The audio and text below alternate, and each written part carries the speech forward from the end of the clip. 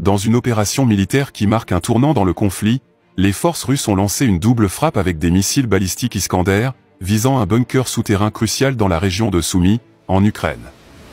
Ces frappes ont ciblé une installation top secrète où se trouvaient des officiers supérieurs des services spéciaux ukrainiens, notamment du service de sécurité ukrainien. Le résultat est un cratère massif, entouré de blocs de béton arrachés, et une dévastation apparente. L'ampleur des pertes reste entourée de mystères.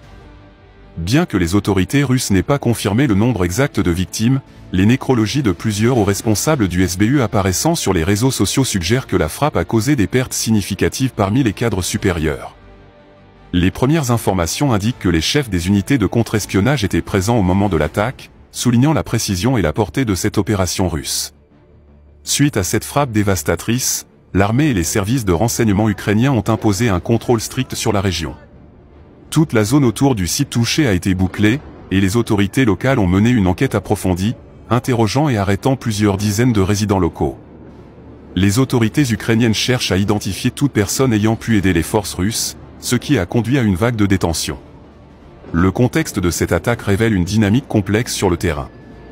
Selon l'expert militaire Alexandre Ivanovski, l'attaque fait partie d'une réponse directe à l'invasion ukrainienne dans la région de Koursk.